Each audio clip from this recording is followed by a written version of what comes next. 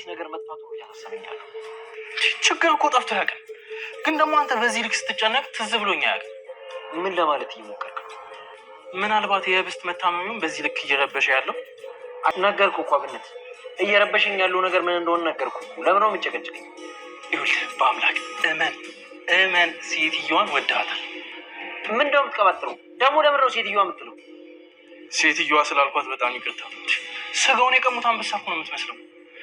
ግን ለልጅቷ ምንም ስሜት የለም አብነት። እሺ በቃ ስሜት አለኝ፣ ግን መቆጣጠር አልቻልኩም። በቃ ግን እሺ፣ ግን ምን መቆጣጠር ደግሞ አይጠበቅብኝ። አንተም እኮ የመደሰት የማፍቀር መብት አለ። በትክክል መኖር አለብን። አብነት ህብስት ታይ፣ መነሳት አይጠበቅብሽ። እንዴት ነሽ? ደህና ነኝ። ጋሽ አለም ጋር የመጣሁት አላልክም እንዴ? እናቱ አለም ጋር መጣ ልጃቸውን ሰላም ማለት አይጠበቅብኝም? አይ ትችላለህ፣ ኧረ ትችላለህ። በቃ እንዲጠፍ ብሎ ነው ቢሮ። እሺ እንዴት መጣ? አቶ አለም ጠርቶኝ ነው። ደህና ነሽ? ደህና ነኝ። ስለመጣ ደስ ብሎኛል። እኔም ስላየሽ ደስ ብሎኛል። ደግሞ ይኸውልሽ እንደዚህ ጥርስ በጥርስ አትሁኝ። ልጄን ለምን አሳካት ብሎ እንዳይደፋኝ። በአምላክ አንተ ጋር ነበር? አዎ አብረን ነበርን። አሁን የተለያየ ነው፣ ስራ ስላለው ነው ሄደው። ምን ነው ናፍቆሽ ነው እንዴ? ሄዳት። እሺ አንቺ ደግሞ በቃ በባዶ ሜዳ ትሽኮርማሚ። እሱ እንደሆነ እዚህ የለ። ምንድን ነው ህብስት? እንግዲህ ፈጣሪ ጨርሶ ይማርሽ። አሜን። አመሰግናለሁ። እንዴ ትታወቃላችሁ እንዴ? አዎ ከባምላክ ጋር አንድ ሁለት አግኝቻታለሁ ነው።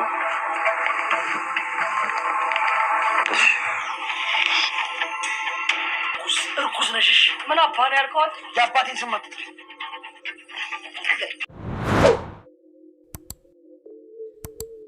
አለምና ይፍቱ በአሁኑ ሰዓት ላይ ባልና ሚስቶቹ በጣም አጣብቂኝ ችግር ውስጥ የገቡ ይመስላሉ። ምክንያቱም ደግሞ የህብስትና እንዲሁም የባምላክ ጓደኛ እዛ ቤት በመገኘታቸው በጣም የተደናገጠ ስሜት ተሰምተዋል። በተለይ ደግሞ የህብስት ጓደኛዋ ከትምህርት ቤት ባለፈ እንዴት ወደዚህ ልትመጣ ቻለች? ከዚህ ቀደም ለምን ወደዚህ ቤት አልመጣችም ነበር የሚለውን አሁን ላይ ወሬ ታወራለች ብለው ስላሰቡ ህብስትን እንግዲህ ከሰው እንድትገናኝ ስላልፈለጉ ባልና ሚስቱ የመደናገጥ ስሜት ይታይባቸዋል። አሁን ላይ በጣም ብዙ ነገር ያለው አብነት ጋር ነው። አብነት የእነሱን ውስጣዊ ምስጢራቸውን እና ብዙ ነገራቸውን እያስተካከልላቸው አብሯቸው የሚሰራ የሽርክ ሰው ስለሆነ እንዴት ህብስትን ሰላም አላት? ህብስት ብሎ በመጥራቱ ስሙን ታውቃታለህ እንዴ? በማለት ግራ በተጋባ ስሜት ሆኖ ሰውየው ወደ ኋላ ዞር ብሎ እየተመለከተ ነበር። ህብስትም ባላወቀች መስላ አንገቷን ደፋ ስታደርግ አይተናታል። ግን ደግሞ እውነቱ አብነት እያወቀም ቢሆን እንዳላወቀ ግን ደግሞ ከባምላክ ጋር አንድ ሁለት ጊዜ መንገድ ላይ አግኝቻት ነበረ፣ ለዛ ነው በማለት ነገሩን አስረድቷል። አሁን ላይ አለም አባቷ ነኝ ብሎ የሚኖረው ግን ደግሞ ንብረትና ሀብቷን ከመጠጡ በኋላ እሷን ወደ ጎዳና ህይወት ሊወረውሯት እንደሚፈልጉ ባልና ሚስት እንግዲህ ቀደም ብሎ ሲናገሩ እየሰማን ነበረ። ይፍቱ አሁን ላይ ሚስት ብትሆንም የአለም ግን ደግሞ የባምላክ እህት ነች። የባምላክ እህት ብትሆንም ባምላክና እሷ አንድ አይነት ባህሪና ጸባይ የላቸውም። ባምላክ ሩህሩህ፣ መልካም እንዲሁም ደግሞ ጥሩ ስነ ምግባር ያለው ልጅ ሲሆን አሁን ላይ ብዙ ነገር አድርገሃል በማለት አድርጌያለሁ አዎ እያለ ከነሱ ጋር ለመኖር ሲል ብቻ ብዙ ነገሮችን ባላደረገው ነገር አምኖ እየኖረ ይገኛል። ታፈሱ እንግዲህ የቤት ሰራተኛ ስትሆን ዛሬ ታፈሱ ባምላክን በጣም ብትወደውም ብታፈቅረውም ግን ደግሞ ባምላክ አንድ የሆነ ነገር ነገራትና በጣም አስደነገጣት፣ አስለቀሳት። የሆነው ነገር በጣም አሳዝኗታል። ይቺ እናት አባት የሌላት ልጅ እስኪ ተመልከቻት። ወንበር ላይ ተቀምጣ ስታያት ዊልቸር ላይ እንዴት ቅር አይልሽም? እስኪ ተመልከቻት በማለት እሷ የሆነችውን ነገር ሁሉ ለማዘን ለማሰብ እንድትችል አድርጎ ሲነግራት እንደ ቤት ሰራተኝነት እንደመሆኗ እዚህ ቤት ውስጥ የሚደረገውንና የሚከናወነውን ነገር እያንዳንዱ ነገር አንቺ ታውቂያለሽ። ምግብም ቢሆን አንቺ ነሽ መሰጫት፣ ታዘሽም ቢሆን በአንድም በሌላ በኩልም መድኃኒት እያደረገች እየሰጠቻት ከሆነ ተመልከቺ፣ እግሯን እንደዚህ ያደረገቻት እሷ ናት በማለት እንግዲህ የእህቱንና እንዲሁም ደግሞ የእህቱን ባልክፉነታቸውን እየነገራት ነበር ለታፈሱ ለሰራተኛዋ። አሁን ላይ ታፈሱ ይህን ነገር ያደረገችው እሷም ጭምር በህልክ እየተነሳሳች ቢሆንም ግን ደግሞ ምንድነው ያደረግኩት በማለት ቁጭት ውስጥ ገብታለች። ታፈሱ እንግዲህ ይህንን ነገር ሲደረግ ቤት ውስጥ ላይ ነገ ወየው ለራሴ እያለች ነው። ምክንያቱም ደግሞ አሁን ላይ የሚደረጉት ነገሮች ነገ እሷን ላያጠቋት እንደሚችሉ በምን እርግጠኛ ልትሆን ትችላለች? አለም እንግዲህ በነገሩና በሁኔታው ስለተደነጋገረ ቁርስ እንኳን ለመብላት ፍላጎት አልነበረውም። ምክንያቱም ደግሞ ጓደኛዋ ቤት ውስጥ መምጣቷ ሳያንስ እንደገናም በተጨማሪ ደግሞ የበአምላክ ጓደኛ እዛ ቤት ውስጥ መገኘቱ በጣም አናዶታል።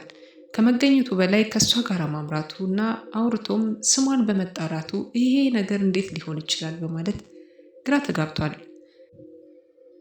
ህብስት እንግዲህ ከትናንትናው ዛሬ እየባሰባት አሁን ላይ በጣም ከፍተኛ ጉዳትን እያስተናገደች ትገኛለች። ዛሬ ላይ የመላ አካላቷን ከእግሯ ብቻውን ለይቶ መንቀሳቀስ እያቃታት ትገኛለች። ህብስት እንግዲህ የምትወስደው በምግብ እያደረጉ የሚሰጧት መድኃኒት ነው ለዚህ የዳረጋት። እናም ሀብትና ንብረቱን ከተቀራመቷት ከወሰዱ በኋላ ወደ ነበረችበት ትመለሳለች። እስከዛ ድረስ ግን በእንደዚህ አይነት ሁኔታ ለእሷ ይመጥናታል በማለት እንግዲህ እሷ በዛ ሁኔታ ውስጥ እንድታልፍ እያደረጓት ይገኛሉ። የባልና ሚስት ሴራ ያወቀው እንግዲህ በአምላክ በጣም ተናዶና ተበሳጭቶ ይገኛል። በሁሉም ነገር እየተበሳጨ አሁን ላይ ደግሞ ጭራሽኑ ሌላ ነገር ውስጥ መግባታቸው በጣም እየተናደደ ይገኛል ማለት ነው። በአሁኑ ሰዓት ላይ ህብስትን እንግዲህ እያፈቀራት የመጣው በአምላክ ቆየት ቢልም አሁን ላይ በአዘኔታ የመሰለው ወደ ፍቅር ተቀይሮ በጣም ከባድ ችግር ውስጥ ገብቷል። ሊነግራትም አልፈለገም፣ አለመንገርም አይፈልግም። ሁሉንም ዋጥ አድርጎ መተው እንደሚችል ለጓደኛው እንግዲህ እየነገረው ነበረ። አሁን ላይ ጓደኛው ሁሉን ነገር አብነት እየተረዳው ቢሆንም በአንድ በኩል አብነትን ጓደኛ ሁነኝ፣ ሚስጥረኛ ሁነኝ፣ እኔ ለአንተ ሁሉን ነገር እነግርሃለሁ በማለት ሚስጥረኛና ጓደኛው አድርገዋለች። አሁን ላይ ጓደኛዋና ሚስጥረኛው የሆነው አብነት ከህብስት ላይ ብዙ ነገሮችን ሰምቷል፣ አዳምጧል። ህብስት ራሷ በአምላክ የሚሰማትን መልካም ስሜት እንዲሁም ደግሞ ከጓደኝነት ባለፈ በጣም እንደምታፈቅረው እየተኮለታተፈች እየተባተበች ስትናገር ነበር። ይሄ ማለት ሁለታቸው እንግዲህ በፍቅር ውስጥ እንዳሉ የሚያሳይ ነው። ግን ደግሞ አሁን ላይ በአምላክ ያሉበት ችግሮች ወደ ፍቅር የሚያመሩ አይደሉምና ራሱን ለመግዛት እያሰበ ይገኛል። ምክንያቱም ከእሷ ጋር ፍቅር መጀመሩ አሁን ላይ በጣም ከባድ ችግሮችን እንደሚያስተናግድ ፈርቷል። ይህም የሆነበት ምክንያት አሁን እሷ አባቴን ገሏል ብላ ታስባለች። ከዛ ባሻገር ደግሞ ብዙ የምትናገራቸው ቃላቶቹ እየሰበሩት ቆይተዋል።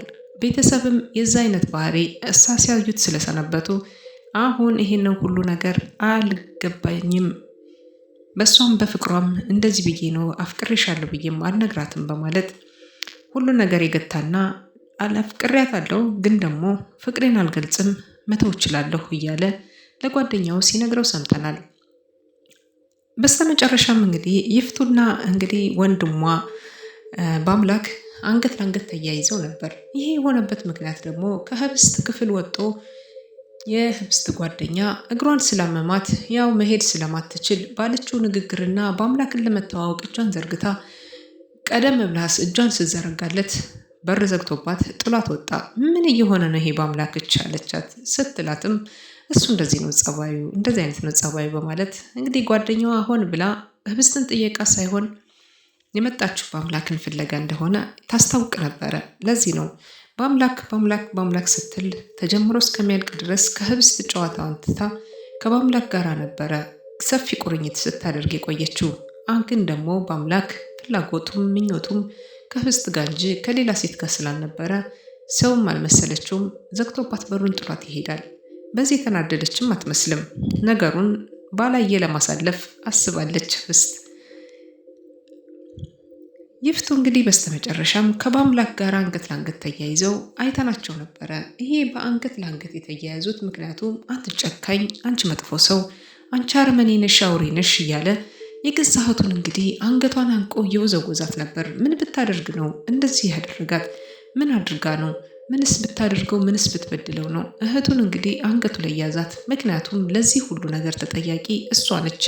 ከአባሏ ጋራ ተባብራና አብራ ሞት ያለ ስለማይመስላት ይህን ያክል በሰው ላይ ጨክና መድኃኒት እያደረገች እግሯን ሽባ ያደረገቻት በጣም እየተናደደ የመጣባት በእህቱ እንደዚህ አይነት ባህሪና ጨካኝ ሰው መሆኗን እየገለጸላት ይገኛል። አንገቷን ይዟት ነበር። በጣም ስለተናደደ የሚያደርገውን ነገር ጠንቅቆ አላወቀም። ምን ይዳረሱ ይሆን በስተመጨረሻም?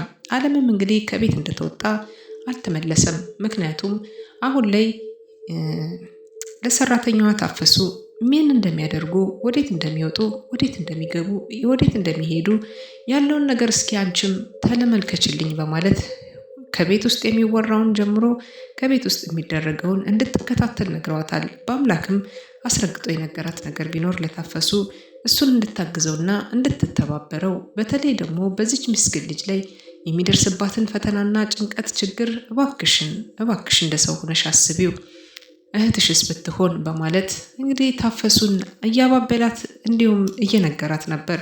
ታፈሱን በሆነው ነገር አልቅሳለችን ባውጥታ። ምክንያቱም ደግሞ ይሄ ነገር ባይሆን ደስ ይላት ነበረ፣ ግን ደግሞ የሰው ልጅ ሽባ ተደርጋለች። ወንበር ላይ እንድትቀመጥ ትምህርቷን ትታ እቤት ውስጥ እንድትቀመጥ እያዘዘቻት ነበር። ከዚህ በኋላ አንቺ ተምረሽ ምን ታደርጊያለሽ? አንቺ ደንቆሮ ነሽ እያለቻት ነው። ምክንያቱም ትምህርት ሄጃለሽ ብሎ ሲላት በአምላክ በደስታ ብዛት እሷም ተደስታ እየሳቀች ነበር ስታገኛት። ምን ያስገለፍጥሻል? አንቺ አሁን ለመሳቅ ምን የሚያደርስ ነገር አለ? ምን አግኝተሽ ትስቂያለሽ? በማለት እሷን ሰው እንዳልሆነችና መጥፎ እንደሆነች እንዲሁም ደግሞ እንደማይገባት ሳቅ እየነገረቻት ነበረ። በጣም ነው የሚያሳዝነው።